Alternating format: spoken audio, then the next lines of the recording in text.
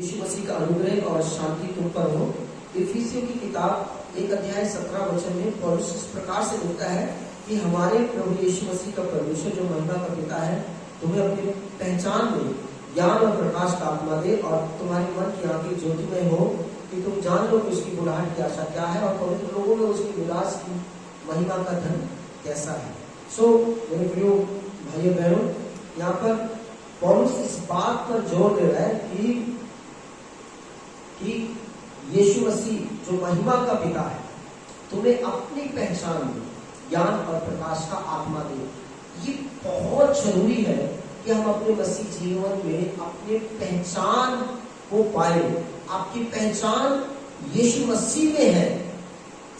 अपनी पहचान यीशु मसीह में आप पाएंगे जब यीशु मसीह आपके हृदय में वास करेगा। यही पौलुस जो है इफिसियों की किताब 3 अध्याय में इस प्रकार से कहता है कि विश्वास के द्वारा यीशु मसीह तुम्हारे हृदय में वास करे। यीशु मसीह में हमारी पहचान छिपी हुई है और पौलुस इफिसियों की कलीसिया के लिए प्रार्थना करता है कि इफिसियों की कलीसिया इसको पाए, अपनी पहचान यीशु मसीह में पाए और ज्ञान और प्रकाश का आत्मा पाए। ये जो ज्ञान और प्रकाश का जो आत्मा है मेरे भाइयों बहनों, ये ज्ञान और प्रकाश का आत्मा परमेश्वर के वचनों का प्रकाशन है। जब आप इसको पाएंगे तो आप परमेश्वर की सच्चाई को जान पाएंगे, यीशु की सच्चाई को जान पाएंगे। यीशु ने कहा तुम सत्य को जानोगे तो सत्य तुम्हें स्वतंत्र करेगा। आज बहुत सारे लोग यीशु मसीह के वचनों को तो पढ़ते हैं, बाइबल को तो पढ़ते हैं, लेकिन समझते नहीं हैं क्योंकि उनके पास वचनों का प्रकाशन है ही नहीं।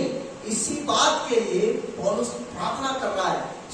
मैं आपको उत्साहित करूंगा कि आप इस आयत को ले, इस वचन को ले और रोज इस वचन के अनुसार प्रार्थना करें, हाथों को फैलाकर उठाकर मांगे कि हे परमेश्वर, यीशु के नाम से मैं भी आपसे विनती करता हूं कि मुझे भी ज्ञान और प्रकाश का आत्मा दे ताकि मैं आपके वचनों को जान सकूं, आपके वचनों की सच्चाइयों को जान सकूं और मैं अपनी बुलाहट को प्राप्त कर सकूं। May God bless you. परमेश्वर आपको बहुत आशीष दे।